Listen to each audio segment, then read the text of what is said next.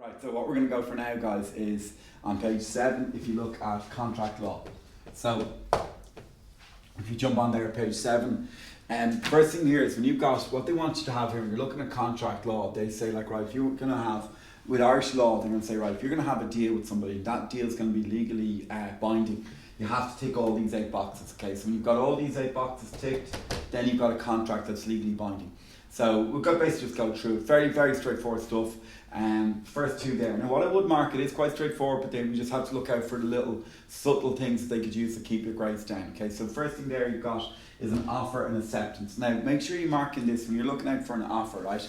This when one party asks another party to enter into a deal with them. So you see down there, we're going to go through the 8 elements. First thing there needed is offer. Okay, so if I walk up, so if I email somebody, they're selling a car, and I email them saying a car dealer saying, I'll give you €10,000 for your car. That's my car. That's my offer. If the car dealer says yes, that's their acceptance. And what we have here, guys, when you've got offer and acceptance, can you mark this in the notes? You have agreement then. Okay, so when you have offer and acceptance, the reason this is important is because they said before in the leaving cert in relation to a legally valid contract, explain what agreement is, and students didn't have a clue because it wasn't on their list of 8 elements. Agreement is, guys, is when you have offer and acceptance. Alright, just look out for that. Okay, so agreement is offer and acceptance combined. So again, if I offer somebody 10 grand for their car, they say yes, that's it then, that's it done. If I offer someone €10,000 for their car and they say no, give me 11,000, that's a counter offer. They rejected the 10,000 offer and they responded by saying give me 11,000. That's your counter offer there. Okay, so the next thing then, so this is with Irish law. Now one other big thing to mark in before we move on from that, you can see that there, an offer may be in writing, it may be verbally, or maybe by your behaviour. So if I walk up to a shop and I'm buying a can of Coke or something, I put the can of Coke down and the money down beside it, that's my behaviour. I haven't said it and haven't put it in writing, but they know by my behaviour that I want to buy the can of Coke. So just look out for that. Offer can be, the offer and acceptance can be done in 3 ways. Verbally, in writing, or by your behaviour.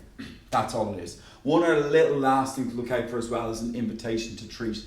And draw an R beside that there, you see it under there, see the note, the big box in the middle of page 7, invitation to treat. That's just if you see a price tag beside like a shirt in a shop. Okay, imagine this shirt costs 50 quid and if the price tag is on it, it says €5 by mistake, that's an invitation to treat. If I walk in and give them 5 quid in the shop and say, look, I want to buy that shirt, they do not have to sell it to me, okay? So what you want to write this down in the notes, guys. A price tag is not an offer. It's considered an invitation to treat, and it's like a suggested price. It's like an offer to make an offer. They're saying like, look, offer us 50 quid for it, we might accept. But it protects the shop. The reason it's not seen as legally by an offer, it just protects the shop in case they put the wrong price tag on it. So imagine if it was like a car that was meant to be sold for 20 grand and they put the car at 200 quid by mistake. Of course, they don't have to sell it to you for 200. So a price tag is not an offer. It's known as an invitation to treat. And see the bottom sentence there, the seller is free to reject any offers made by the consumer. Highlight that, make sure you mark that in there, okay? So when you walk up to buy something in the shop, you're the one making the offer. And they accept it by taking the money off you. Okay, that's fine. Nothing else really there, okay? So we jump on there, guys. It's fairly straightforward stuff. Next thing there in the notes, guys, you'll see consideration. And highlight this in the notes there. Something of value is exchanged between both parties. Okay, so remember again, keywords here, consideration. And a good example is, for example, John pays Mary 500 quid in exchange for her car. If they ask you to give an example of consideration, you get full marks for that, okay? John gives Mary 500 quid, Mary gives John the car. They've both exchanged something of value, that's consideration done. Okay, intention of contract, okay? Now, what you mark in there with intention of contract is both parties intend on entering a legally binding contract. And this is quite confusing, okay? So make sure, see what we're doing, guys, just going to keep ticking off these things, okay? Remember again, with Irish law, if you want to have a contract that stands up in court, you need to tick all of these 8 boxes, okay? So both parties need to exchange something. The next thing there, guys, is intention of contract, okay? Now what you want to make sure there, what they're looking out for here is that the big word to spot here on this, guys, is you really must be aware that you know in advance going in that you're entering into a legally binding contract, and you're aware, right, if I break any of the rules here, if I break any of the terms of this contract, I could end up in court. Okay, so that's the key word there, intention contract. And you must be aware in advance that what the deal you're entering into is going to be legally binding and enforceable by law. And the way it's looked at is Irish law will assume that any agreements made between friends and family are initially considered not to be legally binding. Okay, so like example, if I said to my brother, okay, look, I'll help you move your house or move house or something like that. If I don't show up or anything like that, there's no angle you can take me to court over it. But imagine if my brother hired a company to help him move house or something like that, and they didn't show up to help him, well then he's got recourse and he can go against them. So the assumption is in Irish law, agreements made between friends and family are not legally binding, but agreements made outside of that is. That's the broad assumption. Of course there's exceptions to that, but you don't need to overthink it or look into too much detail. Just have that bit of detail. Irish law assumes that agreements between friends and family are not legally binding. Business agreements are assumed to be legally binding, but you must be aware. So another angle there is you must be aware of what you're entering into is a legally binding contract. Okay, it's enforceable by law. Okay, that's you want to make sure you spot. Next one then is capacity to contract. What you have to make sure there, you've got the two things when you're offering to capacity to contract. The examiner's going to be looking out for keywords here is every party in entering into the deal must have the power and legal ability to do so. So if you're entering into a contract, you must be over 18, you must have stable mind, you can't be under the influence of like alcohol or drugs or anything like that, and that's your power and legal ability. Okay, so make sure again, capacity to contract, you must be capable of entering into a contract. You must be over 18, you must be sane, your mentality, you can't be under the influence of drugs, alcohol or any substances when you're entering into contract, or you can't be insane or anything like that. Okay, that's what we have there at that. Okay, your capacity to contract, and it's really easy in the lead insert. If you're in they explain the say for like 10 marks, they might say explain capacity to contract. Say all parties entering into the contract must have the power and legal ability to do so. Okay, you write that down, you get 4 marks. Then they say if you say something like the person must be over 18, 3 marks for that, and they cannot be under the influence of alcohol and drugs, and they or be insane. Another 3 marks for that, you're on 10 out of 10. You don't need tons and tons of info on it, okay? So you might notice, you might see some marking schemes or some books and loads of stuff on it. They're the key points that you have there in that, okay? You've got the other point there, if you're looking down there, it's like ultra vires, diplomatic immunity. Numbers 3 and 4 are like, read over them, have an idea on it, but you can separate them. Point 1 and 2 there under capacity to contract is hugely important. 3 is just ultra vires, that's if companies acting beyond their powers. So like with a memorandum association, like you could say like with us, our school, Dublin Academy of Education, they operate within like education, so they can't be entering into contracts to dealing with things outside of education. Okay, that's ultra vires and you act beyond your powers. And then the other one then is diplomatic immunity, and that's just some diplomats, like an American diplomat isn't subject to Irish contract law because the Irish law doesn't apply to them. Okay, don't need them in as much detail. Okay, the key parts going back to this is what we want to highlight there in the notes. Okay, consent to contract. Okay, a few key words they're going to be looking out for there, but the key one to mark there in the notes and highlight there is free will. Okay, so if you're looking over there to the next page there, consent to contract, all parties entering a contract must do so under their own free will. Okay, so make sure you mark that in. Consent to contract, you must enter into the contract voluntarily. Okay, so everybody entering into contract must do so under their own free will, and they must do so voluntarily. They're like the key words. Okay, if you're leading certainly explain, they might say, give an example of consent to contract, and all you need to use there is a few key words like say, e.g. you cannot be intimidated into selling your own house. So someone can't knock on your house with a gun or something and say, I'd like to buy your house. So you, obviously what you see out there is intimidation, and even if you do agree to sell the house, you prove, look, this person bullied me, threatened me, intimidated me to sell the house, then the contract is invalid. Okay, so the keywords there to make sure you mark in there is when you're explaining the example, they say give an example of consent to contract, you say something like you cannot be intimidated into selling your own house, and that gets you the full mark. But draw a box, you see the notes there, draw a box around those words, threat and intimidation. You'll see like later on the market schemes how they work. That's what they'd have there. Okay. The extreme example is just an example of how students waste time. You don't need all that information. Okay. Some student wrote something similar to that before in an exam, an incredible waste of time. Okay. Just you can keep the examples short and snappy. Remember, time management is going to be an issue in the exam. Okay, so we need to make sure quick, efficient examples. Next one there, guys, number 7 there, legality of form. And some contracts must be in written form in order for them to be legally valid. So there's proof, okay? So something, if you want to write that in there in the notes, guys, something like, beside point number 7, legality of form, write in there, an employment contract. Okay, so employment contract, I might have at the school, and that then again, that would make our contract legally valid. But they have to give me an employment contract. Okay, so they have to give me something in writing saying what my wages is, what my all my entitlements, my duties, my responsibilities. It's all in written contract. So again, it's written form, so there's proof of the deal.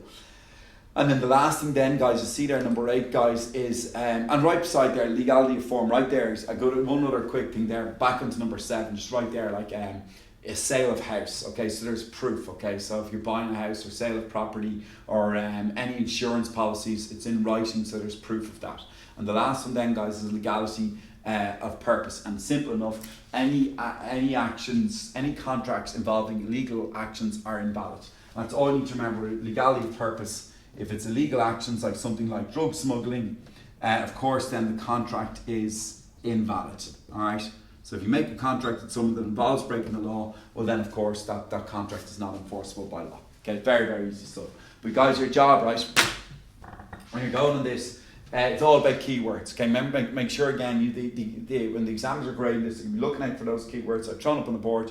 You pick them off around your examples, and you'll get full marks. Okay, so even if you jump over there, I'll show you an example of what I mean with this. But like even on last year's paper in 2019, right? So if you guys click over there to page 12 for a second. This is an example of one of my students, and I give cutouts of like her exam total. Like she got like 98% in her business exam, but like she's so very, very efficient with how she explained the points, right? So everyone see this here on page 12, and this is a good example as well to show you guys how you want to manage your time in the business exam. So you guys don't mind following me up here, right? For a long question, okay, and this is where students will struggle with time management. So it's not a bad idea if you write this down at the front of your notes or wherever you've got your key things in business. Like throughout the year, I'll give you like example there. This is like the book I'd use during the year, and it's all the key stuff for like broken down there. But like even if you're going through it, like Mark, and I've built that into the book and a lot of stuff, but even on these notes, if you want to write it in anywhere, but like what you're seeing here with the long question, I'd highlight this even on the front page of your notes. I'd be writing this in, just somewhere so you see it straight away, because you'll definitely need this in your leaves, right? Long question, though, you don't need to get into the whole breakdown the paper just yet, but where students struggle managing time the most, they struggle with their time management on the long questions, and this is where it's most important. So long question is going to come for 60 marks, right? And what you have there, I say to my class, like you've got 25 minutes to do it, right? And you take a minute at the start really to just read over it and settle yourself and highlight the key words. So then you're down to 24, okay? So so what do you do now? 60 marks, you've roughly 24 minutes to do it. The reason it's important then, you know now if a question comes up for 30 marks, you've got 12 minutes. And the most common amount of marks they ask for in any question you're leaving cert is the question will come for 20 marks, and you guys know in advance now you've got 8 minutes to do it, okay? Like there's 1 year in the leaving cert where like every single long question, I think it was like 2013, that every single long question was broken into 3 parts for 20 marks each. So it's like 7 total questions for 20 marks each one, or sorry, 21 total questions for 20 marks each. So like all the 7 long questions, they're all broken into 3 parts, they're all 20 marks each. And that's what I mean by this. The most common one, you guys, the basic rule of thumb you want to mark in there for yourselves is 20 marks equals 8 minutes. Okay, you're going to see that hugely. That's what happens most in leaves. That's what you want to remember. Simple thing, 20 divided by 2.5 if you're ever stuck, and that tells you how many minutes you have to answer it. Okay? So if you're ever stuck in the leaving cert and you're not too sure how long you have for the long question, just divide the question by 2.5. And I would stress, the reason I'm going through this now, start getting into this habit now, doing this early. And I know this is a bit annoying for my students when they start doing this in September. And I know I'm annoying them at the start of the year saying, how much time do you have? How much time do you have for this? But then by the time I ask them in April, they straight away just know, right, 15 marks, 6 minutes, 25 marks, 10 minutes, okay? Just drill that into yourself now, okay? It's really just basics, base stuff, but just get on top of that rule. Even if it is a bit boring at the start, the time management stuff is key, okay? So now we know you've got 8 minutes to do this question, okay? So you've gone back there to page 12, and this is just the strategy for your business exam, right? So let's look at this. And let's predict the marking scheme. So again, all my H1 students, all my H2 students, they can tell me how the paper's going to be graded just by looking at it, right? But let's see, okay? So what we know here with this question, right? 20 marks. And they've given us, explain the following terms related to law of contract, provide an example in each case. Okay, so what have they've given us? They've given us 4 terms, okay? All right, I won't bother writing them up just to speed it up. You have to speed it up here, but you've got let's say capacity to contract, consideration, legality of form, and consent. All right, so if you're following me up here, see the way this just written up quickly here, right? But what we see with this, okay? We know it's a 20 mark question and they've given us capacity, consideration,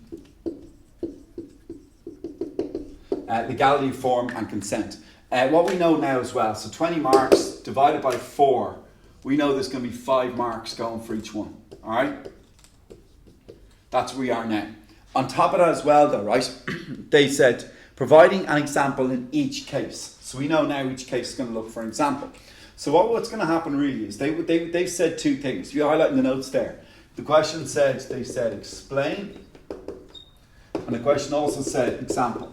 Now you need to follow me this because I'm getting with something. This might seem very basic stuff, but I'm getting to how the paper works and how the paper's graded. And you learn this stuff. That's how you get into the brackets at H1s, okay? So we know now the question said, explain the following terms in relation to legally valid contract, provide an example in each case. And they give you the 4 terms. So you know in advance, you're not going to get any marks for knowing what these terms mean because, or knowing the titles because the title's already given to you. So now we know they want you to explain to give an example. So what they'll do is they'll say 3, 3, 3, and 3 for each explanation, and they'll say 2, 2, 2, and 2 for each example. You add that up, that's you're getting your 20 marks, okay? This is how they sit down, they're saying like, right, how are we going to grade this? On top of that then, right, what happens now is they're like, right, well, with the explanation, they're saying for 3 marks. What you need to remember, the leaving cert guys, there's no middle ground. I can't read, and they do this, it has to be done this way because I can't be reading through an answer when I'm grading the leaving cert and be like, oh, do I give that 1 out of 3, 2 out of 3, or 3 out of 3? I'd be correcting the papers for months if that was the case, trying to decide is that a 2 out of 3 or 3 out of 3. So they just say to us, is the example right or wrong? And it's either 0 marks or 3 marks, okay? So what happens then?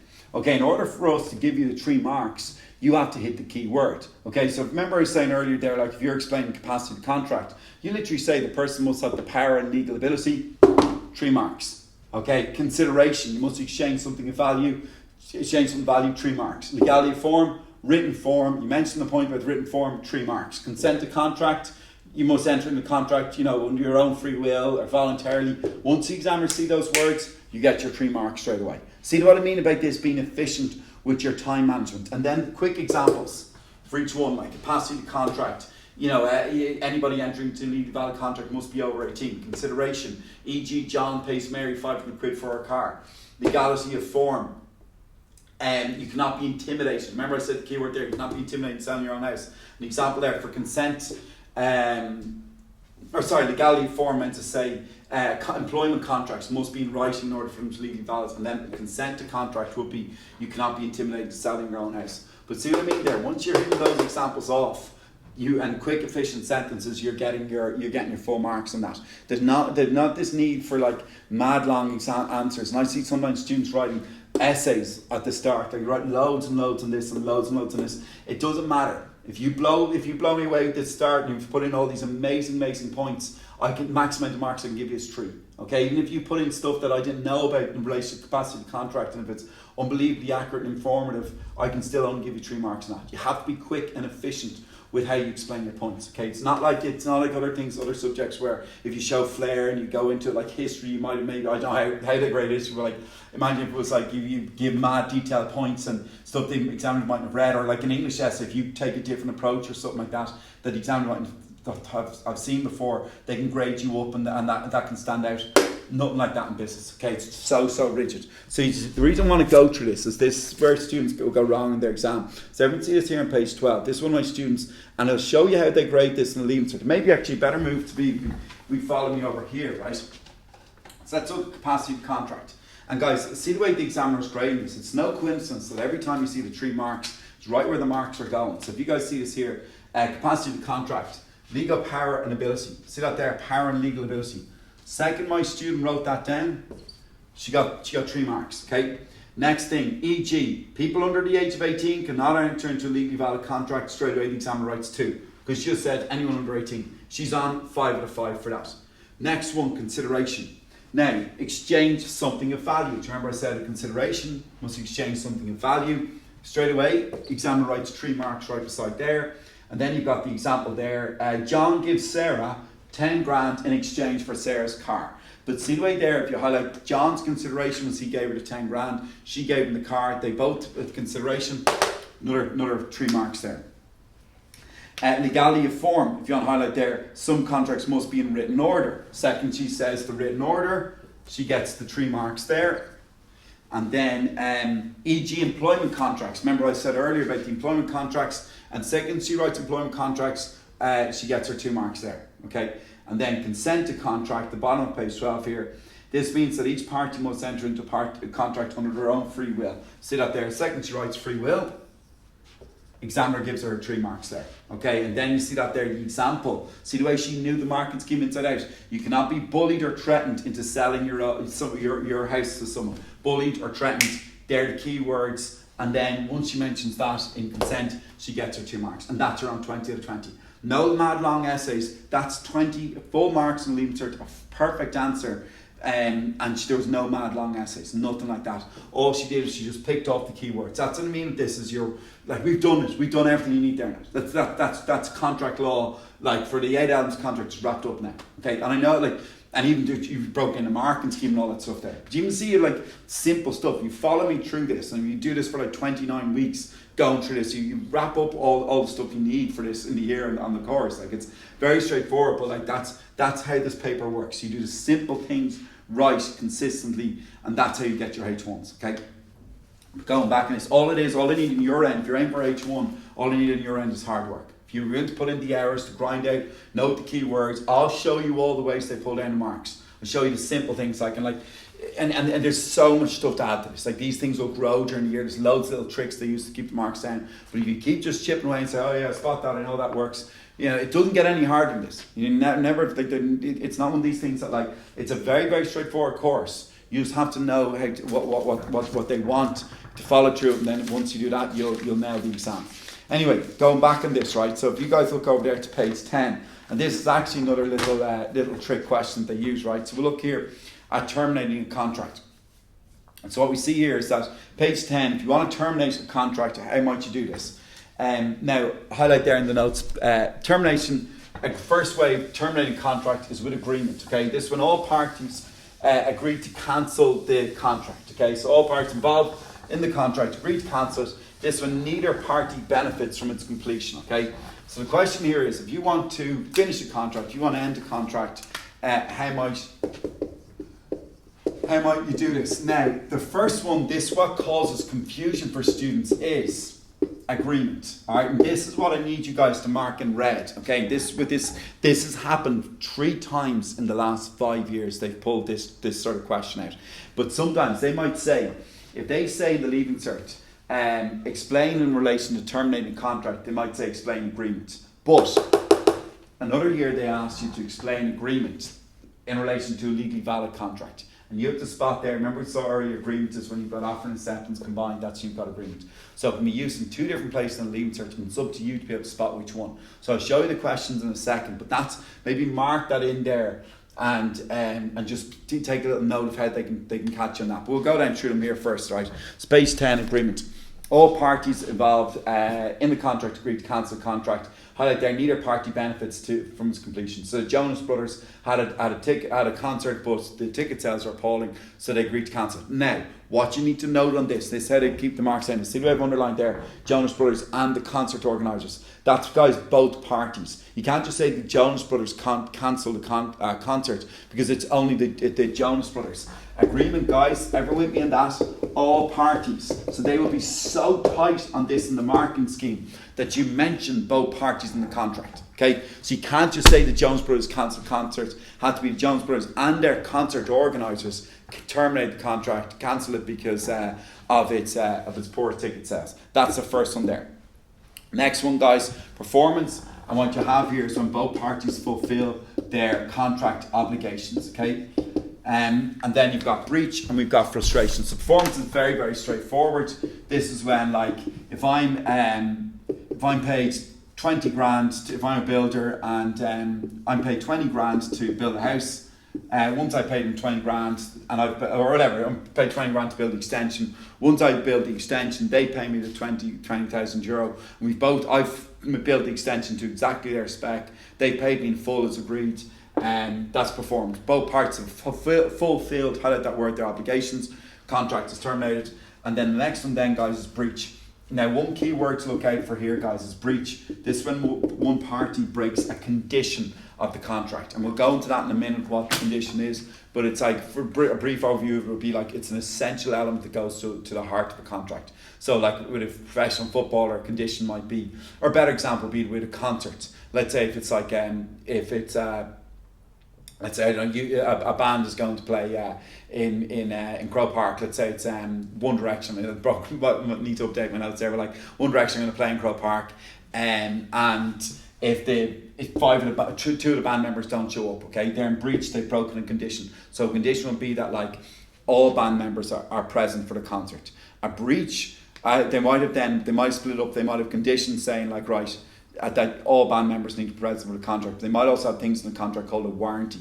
And a warranty would be that like they're there 2 hours in advance for their sound check. Now, if you break a warranty, let's say they show up an hour in advance, that's a breach of a warranty, you'll get fined. But a condition is an essential element that goes to the heart of the contract. Like all 5 band members must be present. You break a condition, the contract is cancelled. Same thing with a footballer. A condition would be that they're present for every match. A warranty would be a less important term of their contract. Might be that they're present on time for every training session. They show up late to training, they get fined. They don't show up for a big game, their contract can be terminated. Okay, so make sure everyone with me there. Breach. What the examiner's going to be looking out for is this keyword here. When you break a condition of contract, essential element which goes to the heart of contract. And the next one then, guys, last one there, guys, is frustration. What we see with a frustration is this when some unforeseen event occurs which prevents the contract from taking place. Okay, that's what we have there, frustration. Best example would be like something really quick. Use the word hurricane. Concert cancelled due to a hurricane. Full marks. Okay, it's really straightforward stuff.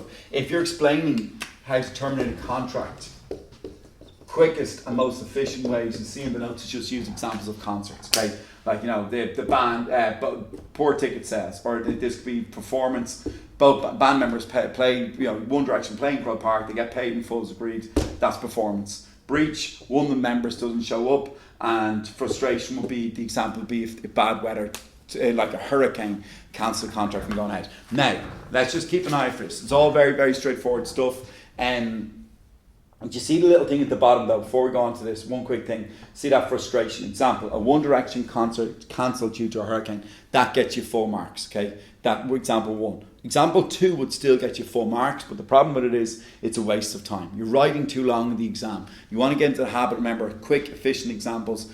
Time management is an issue. I'm being honest, it's not an issue for my 6 years. My 6 years don't struggle with time management in the Leaving Cert, but the average 6 year would, because they've developed bad habits, and they develop bad habits maybe in 5th year by writing too long in their examples and not putting themselves under pressure time-wise in an exam. It might be things of like if they've got 20 minutes to do an exam, if the marketing scheme would permit them 20 minutes, they might spend half an hour or 35 minutes doing it. And that's counterproductive if you develop bad habits. Like if I'm ever giving homework to my class, I'm like, you set a stopwatch and you get this done within a lot of time. Okay, and it's that's all it is. It's just habits. You won't struggle if you follow the way we do it during the year. You have no problem with time management, but across the board it is a massive problem with time management. But anyway, you guys won't need to worry about that once you follow what we're going through. I want to show you what's important here, though. If you guys can open up here to page 15 here for a second, right? So, do you see this here? And they've asked it. They asked it there on page. On page 15 here would be an example of it here, and also actually this is the best one to use. Page 17 would be a better example here. If you guys open up page 17 now. It's got it on the same page here. Page 17. Illustrate your understanding of the following terms in relation to a valid contract. And highlight the word, guys, agreement. So underline there. So everybody in top page 17, see the question 2013. Illustrating your understanding of the following terms in relation to a valid contract, and you see agreement. Can you guys mark that in there? Agreement is when you've got offer and acceptance combined. That's when you've got agreement in relation to a valid contract. They asked that there I'll just mark it in there. That's what they were looking for in 2013. And you see the word agreement written there beside it. Okay, but now if you guys look down there to the previous year in 2012, a legal contract, so everyone see this here, page 17, a legal contract can be terminated by breach, frustration or agreement. Illustrate understanding. And that's the one they wanted in 2012. Now, do you see the way there is, see the key words there, guys? Contract may be terminated. Okay, but here, guys, it was the elements of a valid contract. Okay, they say those words, and that's how you guys are going to spot it. They say in relation to a valid contract, it's agreement. But if they say how to terminate contract, agreement here, this one all parties agree to cancel contract. So make sure you know which ones are different, because that is going to cause confusion for students in the leaving cert, okay? And it's no coincidence they put the same thing both years. Now, I don't understand it because they use that to cash people out. But you see that there, guys, same thing came up. If you're looking out there, you see it there, page 15, came up in 2016. You have to talk about agreement. We saw it there as well. In 2018, we saw agreements as well pop up then. So it's every couple of years. You guys need to be able to spot which one they're looking out for. Okay, look out for that trick question there. Last little thing to wrap up here, guys, on page 11 is we've done this already, guys. The difference between condition and warranty. Okay, so remember we had that there earlier. We talked about one direction, the concert, and condition. Essential element that goes to the heart of the contract, like all the band members being present on the day for the concert. A warranty would be a less important clause, okay? And with a warranty, it could be like they're all present for a sound check, okay? 2 hours in advance. And remember the difference. You break a condition, which is essential, contract is in breach, it's terminated. Okay, remember guys, break a condition, breach of contract, it's terminated. You break a warranty, less important, you get a fine. That's what they want there. Last little thing then to look out for there is what are the remedies for a breach of contract. You've got 3, and we can read through this quite straightforward stuff. But the first one there is if you sue for damages, okay? So the aggrieved party takes the other party to court, okay? So the aggrieved party, that's like the victim, they take the other party to court, and highlighting the notes there, they're looking for financial compensation for the loss suffered, okay? That's suing for damages, okay? So that's the first thing there. So imagine an example here of like, if One Direction don't show up for a concert, just because they just didn't want to, okay? So what can happen then is the aggrieved party will take them to court. If they were taken to court, then what'll happen there is they'll get fined. They'll sue them for a couple of things. They'll sue them for like the damage to reputation. They'll sue them for loss of potential earnings. They'll sue them maybe if they paid them any money in advance. They'll look for that money to get back. They'll look for that money back. They'll sue them for lots of different things, okay? That's when you look. That's suing for damage. Look for financial compensation. Specific performance, number 2. This remedy for breach of contract. This one, the contract gets carried out at a later date. Okay, so they might say, look, One Direction didn't show up on the 29th of August. They'll show up on the 20th. They'll reschedule a concert the 29th of October, and everybody bought tickets and still go, and that's specific performance. And that could be, guys, if there's a breach of contract. It may have been something like even if it was like.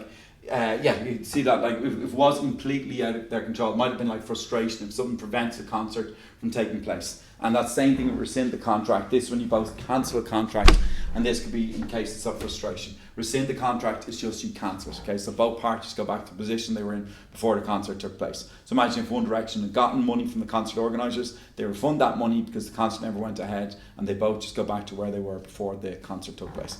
That's it. That's that chapter wrapped up. And that's honestly everything you need for it. So like we'll leave it there for that part of the class. See that there goes. There's 20. That's like about, we've done like the 26 chapters. That's one of the chapters, and that's an average size chapter. But like you can very easily get this course covered in a very quick, efficient amount of time. Follow the main things I'm looking for. Plus you got to cover a huge amount of stuff you maybe might know in the marking scheme. But that's if you follow through this course, follow and going through over the 29 classes, you'll set yourself up incredibly well.